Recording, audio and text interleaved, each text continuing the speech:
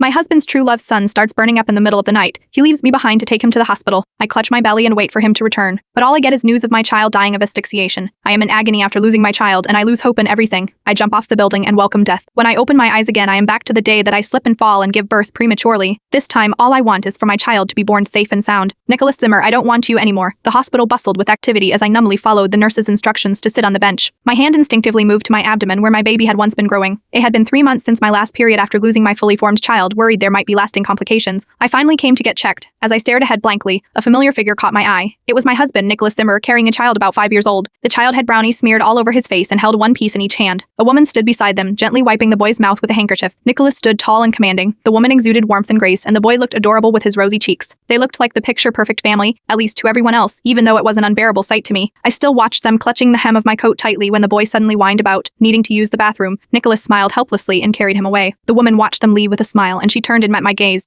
It was Anna Stevens, Nicholas's friend who had recently lost her husband and moved back from the countryside with her son, O'Neill, 6 months ago. With no one to lean on, Nicholas had gone out of his way to help her and her child. Anna's smile grew wider with a hint of smugness. There was something almost mocking in her expression as she approached me. She asked, "Do you have a minute?" The crowded lobby was not ideal for conversation, so we headed to the hospital's rooftop. "If you have something to say, say it. I have an appointment to get to," I said at the mention of appointment. Anna raised her eyebrows. Her smirk seemed to deepen, and I even noticed a cruel glint in her eyes. It was as if she was savoring some unspoken joke. "An appointment, huh? Do you really think your condition can be cured?" she asked. My heart skipped a beat as an ominous feeling crept in. Though I maintained my composure, I replied, "The doctor said I'll recover soon if I take my medicine and rest well." Anna laughed as if she had heard a joke. She said, "Nick and the doctors have been lying to you, and you are naive enough to believe you'll recover." She paused, her eyes turning sharp before delivering the devastating news. "When you were rushed to the hospital that day with complications during labor, you were bleeding heavily. The doctors had to remove your uterus to save your life." She continued, "Tell me, can you even call yourself a woman without a uterus, Nancy Lawson? You are practically worthless now?" I shook my head widely and my eyes widened in disbelief. "No, no, you are lying.